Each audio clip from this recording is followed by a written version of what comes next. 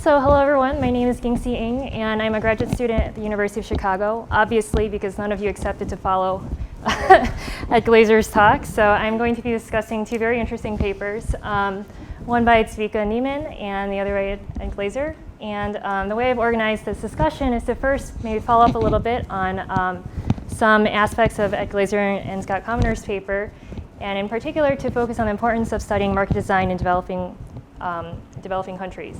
And then I wanted to kind of circle back and talk a little bit more about res judicata and access to justice, and in particular informational concerns and the implications it has on inequality. And then finally in this last example, which I guess we'll ask Scott about, which is the allocation of land and the implications that res judicata may or may not have on this particular example, and also looking at welfare and inequality there. So this is a little bit more based on the paper that I received from Ed and Scott, but I just wanted to kind of talk a little bit more about why market design has been so successful recently, and one of which is that there have been a lot of technological advances over the last decade which have reduced the transactional costs of finding a double coincidence of wants. So there's been this sort of modern rebirth of this barter exchange system where I've got a car sitting in my driveway, and maybe I might be willing to drive you someplace, or maybe I have some human capital like plumbing services or skills, and I can lend these services to you, rent them out for you. And I mean, so there's obviously the human and physical capital that's being underutilized in the economy, even in developed countries. I don't know whether or not kidneys would qualify as human or physical capital, but there's also room for exchange there. And I just emphasize that this is a little bit of a modern phenomenon, this idea of market design, and it's been recent. But there's still this idea that money gets exchanged between hands, and so there's still this there might be individuals who are find it repugnant or revulsive, or to exchange money for particular goods and services. So there's still an ethical barrier that remains to maximizing the gains from trade that are available. And the other issue is that traditionally the government played a pretty large role in providing public goods and services, and even in general, like particular goods and services. And we take that for granted in developed countries because we think that governments can, one, afford to do this through, and they would be able to have the means to raise tax revenues to collect it and somewhat reliably deliver these goods and services. However, in the past, in situations where either the government was particularly fragile, or there was like a group of individuals who were who are not full participants of society, either because they are illegal immigrants, or maybe they are being discriminated against, or perhaps the goods or services that they're interested in are in fact illegal. There have been substitutes that have arisen to facilitate exchange of these goods and services. And so something, maybe families and churches might be a little bit innocuous, but there have been mafia and gangs are particularly dangerous. Well, they are dangerous, but in addition, from a social welfare perspective, we would prefer to have, if we had to have the same allocation, we would prefer to have the allocation be a result of voluntary participation, and that's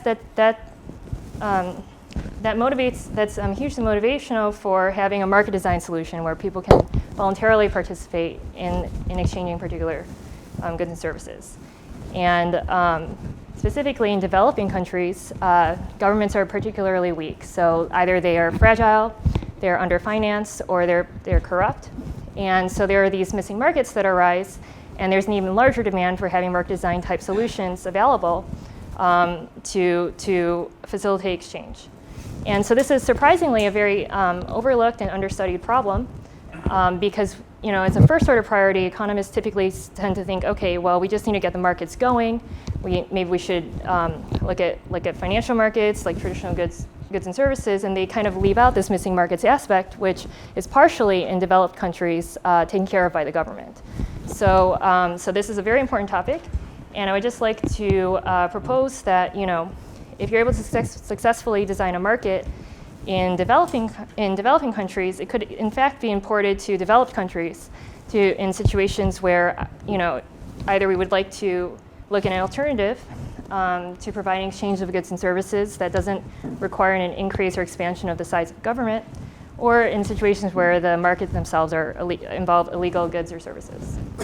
And so I will circle back in a few minutes here to look at this land titling allocation problem with res judicata. So let me just talk a little bit about res judicata right now. So I think Svika did an excellent job of describing the kind of codependency of invoking res judicata on one case. So you have a set of cases, they all deal with the same issue. And whatever decision you make on the first case, if you use res judicata to set up a blockade against deciding on the future other cases, no matter what additional information or evidence that arises after the decision was made on the first case, it's completely ignored, and the decision of the first case is applied uniformly to the rest of them. So this is a very extreme form of consistency. I mean, you're going to end up with the same outcome for all of the cases. And if you don't have res judicata, well, you would just look at each case separately. And so the question is, well, okay, what's the better outcome? So I'm also going to skip through all of this because we don't have time, but I would like to talk about information. So is there, suppose you were looking at two different, so I think this would be an interesting comparative static to model formally. One is, suppose that there's a 100% probability that res judicata is going to be enforced in its entirety. Does it incentivize, what impact does it have on inequality? And in particular, does it induce players to be more sophisticated? So maybe if you think that you have a pretty high probability of winning, you might overinvest in releasing information that's going to help your case, because you know that whatever decision is made on the first case is going to be applied to all future cases. And this could be particularly harmful for people who may be underprivileged or have poor access to fair legal representation, or where information may be muggy. But suppose you were to relax this stringent enforcement of res judicata on future cases, and suppose, as Svika mentioned, the judge in reality says, okay, look, if I have reasonable belief that you might be a little bit naive, you didn't really do a good job in the first case, I'd be willing to try the second case. And in this situation, there could be an interesting case where, okay, maybe you actually are naive, or you're from you just have poor legal representation, you just couldn't make it in the first time. But there could be a strategy involved to underinvest in information reporting. Like, suppose you are in fact privileged, but you know that you're probably going to lose the case. You may actually want to withhold information in the first case to appear naive, so that you can try to ask for a retry in the second case when more information has been, when you gather more evidence in your own favor. So it's unclear whether or not res judicata, even in its extreme form of consistency, if you were to allow for a little bit of wiggle room in its enforcement in future cases, whether or not it would be in favor of reducing inequality or not. Okay, so this mysterious land titling example. So suppose you're in a developing world, country, and you have a piece of land that doesn't have clear property rights, and the government would like to allocate this land to one person. However, there's a possibility that more than one person may have a claim to the property. So you'd like to do this two-step mechanism, which Scott will explain to you later over dinner. But suppose that you make the court decides on the first case, and one of the key things is that whoever the winner is of the house says, okay, or the land, I'm going to give you a prepaid bond for future property taxes. Well, suppose then in the interim, new information arises, and in particular, the housing value starts to get realized.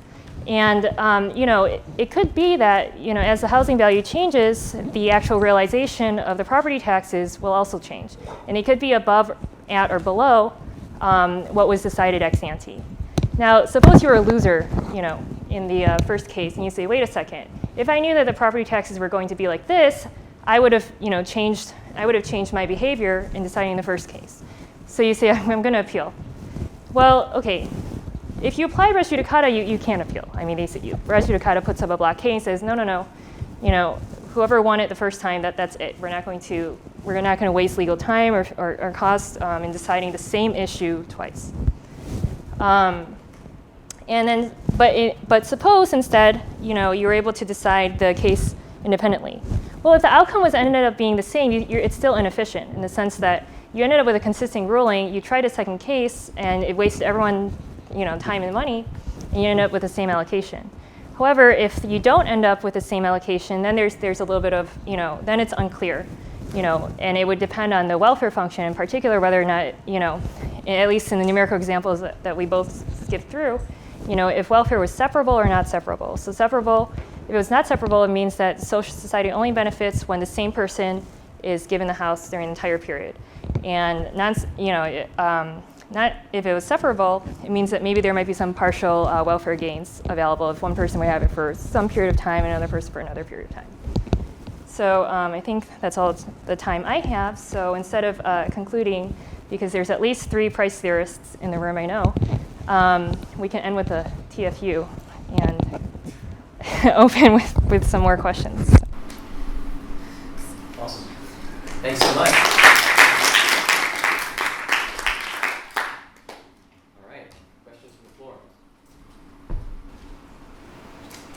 I'll give the privilege back to Alex, since he was kind enough to call on me first last time, and we'll include this later. Okay, so I have sort of 3 questions, I guess. One of them is sort of theory, one of them is empirical, and one's a kind of implementation question. The theory question is, I guess, related to, I think, what Ging mentioned, which is what happens with entry? I mean, what happens to the types of people who are going to be entering into the court system when you have res judicata? Right? As sort of if you what, are you going to get different types of cases? You've got to assume something amazing. Sort of related to this is actually empirically what kind of crimes are actually more likely to have res judicata. I didn't get a sense of. Is it the kind of crimes that are more likely to be committed by certain groups of people? And so in that case, further inequality issues arise. And I guess the final thing is this is personal bias, but I guess we can relate it all the way back to Al's talk, which is whether this is actually something that we can think of in the context of refugee determination. Right? I mean, could you imagine an entire model of how refugees could be providing information that would determine their actual case, and whether having a non-appeal decision would be more beneficial than having several rounds of appeal? Very fair. So there you go. And then a question for Ed.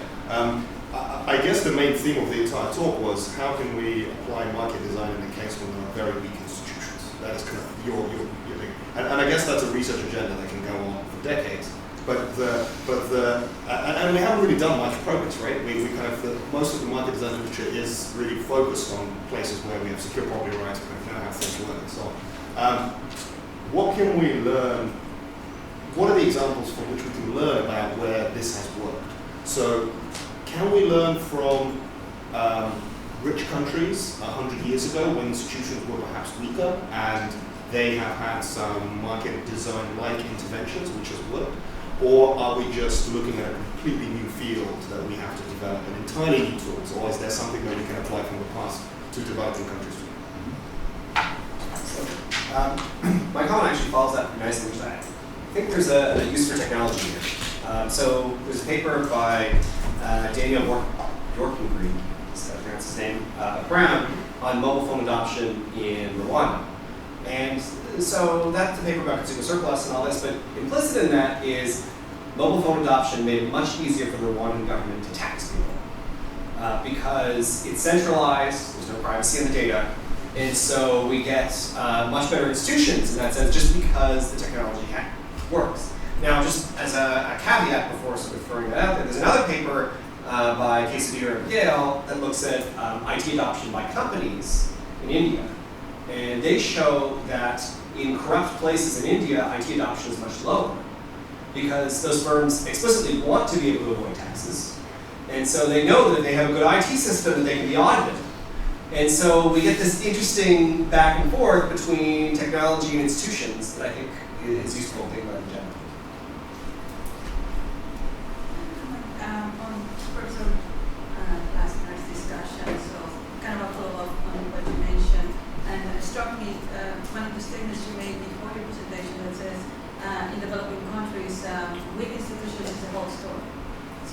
agree that that is the affirmation, then maybe there is no point of creating a system, market system, because if the government is going to be implementing that and it's incredibly corrupt, there is not going to be solutions. So, yeah, it's kind of puzzling. But the question here, the biggest question for me is, what determines the level of corruption in a country? Is it, from your perspective, mostly culturally determined, or what factors will lead to those conditions? And also, the role of your urban cities, I think, would like to hear your perspective on how the role of urban cities is changing based on technological innovations and the access of more easier ways for transportation and communication and so on. Yes. So, question to Zvika first. I thought you were heading towards an income contingent rescue mechanism, where you put people, rich people, poor people can't afford lawyers, so the desirable mechanism might be not to have rescue card for them, because the lawyers, and then the interesting case comes in when you have a legal case between those, and would you allow rescue cover just for the rich person's lawyer, and you give the poor person the benefit of it. And my question for Ed is about fines and extortion and mechanism design when the enforcer is corruptible. And that seems like a fascinating problem, because if you have a small fine, maybe potentially will only get very little extortion, as long as there isn't another crime out there that the enforcer, the police officer, for instance, can charge the offender for with a higher fine level. So it's really a limit on fines that's important. And then the extortion has disincentive effects. So that seemed like, it has disincentive effects, but it also has great inequality effects, because you can't extort very much from poor people. So there's like 3 or 4 aspects of that design problem. Derek? I was thinking of the role of technology, because it seems like there's 2 different sets of problems we can talk about today. So we can think about kidney exchanges, then we're using market design combined with technology or food and food banks to eliminate search frictions that are waste and surplus. If we think about these issues in developing cities, then we're really thinking about how do we come up with a set of rules, property rights, etc. that we can enforce so we do the right thing with externalities. And so then it seems to me that one of the things we want to think about is, how does technology enter in there? Are there ways that you can use technology to make property rights, fines, regulations enforceable in a way they wouldn't be, in an environment where they wouldn't normally be, because now we've got verification in a way that we can show to the public and avoid the corruption, et cetera. I'll just throw out, there's a paper in the JPE that's probably about 10 years old now, where there's one part of southern Ohio that was surveyed differently than the rest of the Midwest. It was done by these meets and bounds rules they used in ancient England, with rocks and trees describing and then the rest was done very scientifically, where you had latitude and longitude for the boundaries, and everything was nice and rectangular. And I tried to kill this for a long time before publishing it, and I couldn't get rid of it. The difference in development in parcels of land that were just miles apart, that were surveyed scientifically, versus the deed was written in this weird, 12th century England way, was enormous. And so I'll let Ed respond to that if he thinks it's worth responding to. But it seems to me that using technology to improve property rights and and third-party verification might be a big deal. I'll toss in a second example there. There was a paper in PLOS One maybe 6 years ago that showed you can use Google Earth to detect fishing crewels for certain types of fish. And so you can use this to measure overfishing, and similar things via satellite maps, which makes it easier then to enforce policy in a transparent way. All right, so any more questions from the floor? All right, let's go to responses. So I asked three questions. The first one was about entry. So claim preclusion applies to the distribution behavior. So entrance and No, but if the court knows that it's going to get a different types of entrance, then your probability is going to change, right? If the court knows it's just getting a bunch of crap cases that should all be struck down, its probabilities will start to become judgments, right? You're assuming exogeneity. yeah, but I thought so. Issue preclusion applies also to third parties. Sure. Maybe I misunderstood. So the second thing you asked, what types of crimes are more where would resolution more likely be mentioned? So resolution is part of civil law. There's similar rules in the case of criminal law, and double jeopardy, for example, is the same flavor of criminal law. I think of this. I'm not a legal scholar myself. I think of this as a technical trick that defendants can use to block suits from plaintiffs. So it could be applied anywhere where you can use the trick, you can use it within civil law. The question about refugees, I think the distinction that was made this morning between economic refugees and counterfeit hardship refugees, I think of this, the distinction between the two is not incentive compatible. I think of this as a continuum. And hard economic conditions is hardship, so I don't think you can distinguish between the two in the way that would be incentive compatible.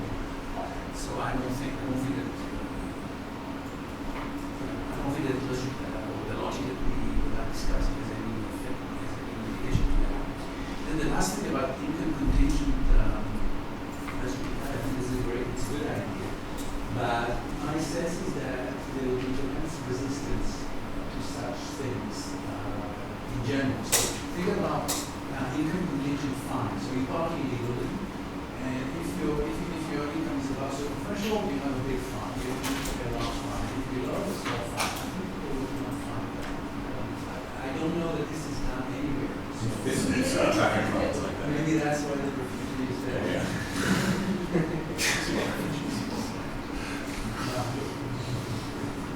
So it's great. I think it's a good idea, but I think so. I'm quite a lot of working on economics things. For me, as an outsider, it's very difficult to appreciate what legal people think as set in stone and what they think about things that could be legal. I still don't have a good sense of what is the constraint because it's to be an instrument.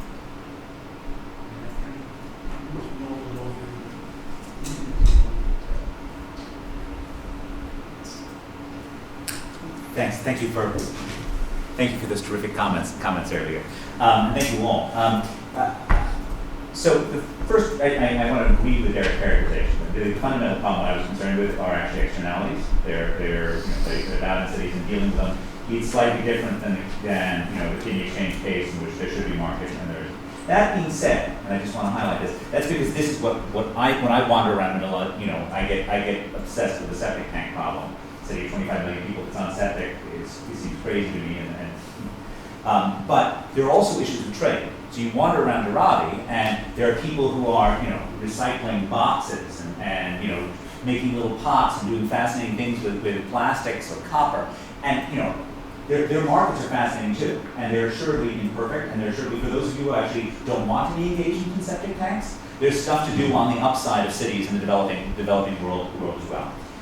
Two, where does corruption come from? I think that is the human soul. I think that is the human condition. The amazing thing is not that there's corruption. The amazing thing is when there isn't corruption, right? And that in fact, getting towards non-corruption is not easy. I edited this book with Claudia Goldenmaker about 12, 13 years ago about using lessons from U.S. history to sort of understand how America went from this, god-awful world of the late 19th century to a world in which at least we've got some sort of limits on public corruption. And the answers are some combination of an educated citizenry, a lot of very hard work. In some cases, a good benevolent dictator is the best way of getting there. So Lee Kuan Yew apparently moved Singapore from corruption to non-corruption enormously quickly, doing things that would not necessarily make all of us comfortable with in terms of human rights and other things. You know, rules of just having a lot of wealth if you're a public official is prima facie evidence of corruption. Done. You don't have to prove more than that. No Inspector Clouseau saying my wife got the mink stole by saving on the house food. Or Clover Williams in New York City, cop in the late 19th, explaining that his real estate empire was because he speculated in Japan. That was where he got his yacht from. But changing this really hard. Now, weak institutions and giving up. It is tempting to give up sometimes. It is very hard, and there is that region of the parameter space in which I guess I advocate doing that. But I think there are lots of cases in which you don't want to think of the government as being the arbitrator, or you certainly might not want to think of the national government as arbitrating it. So there are cases in which, so let's take, for example, very simple externality, open street defecation. Kid defecating in an open street. There are a whole bunch of economic papers about changing the culture around open street defecation. I don't know how to change people's culture. I'm delighted if you do. It's wonderful. Please do it. Right, the way I know how to deal with externality is with fines, but nobody wants to punish poor kids in Dharavi or anyplace else.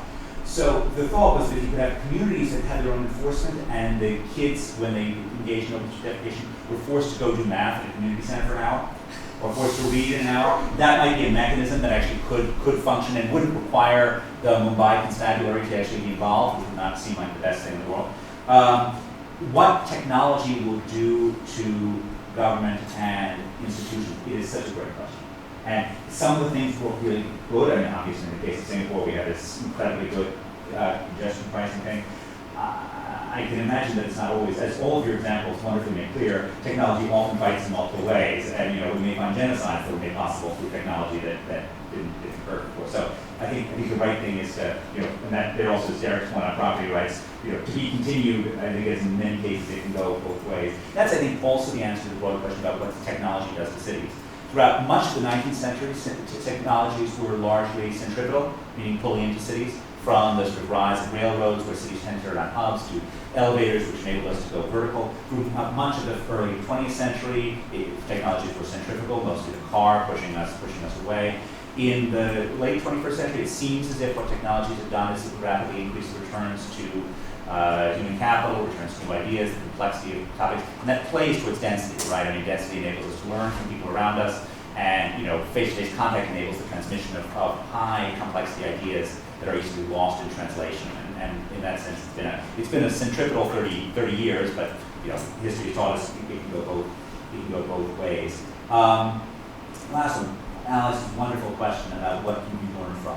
Yes, I think the history of the West is useful. I think actually, when used properly, I think it is helpful. I mean, I was thinking all throughout that your talk about the Chicago Board of Trade in 1848, and even there are also examples from so I think Africa can learn from Latin America. So places that actually confronted the problems of urbanization 20 years ago, not 150 years ago, and I think that's a useful thing as well. But history is valuable, but also these are cases where we also need theory and of course experimentation. Lots of different ways. So thank you all very much.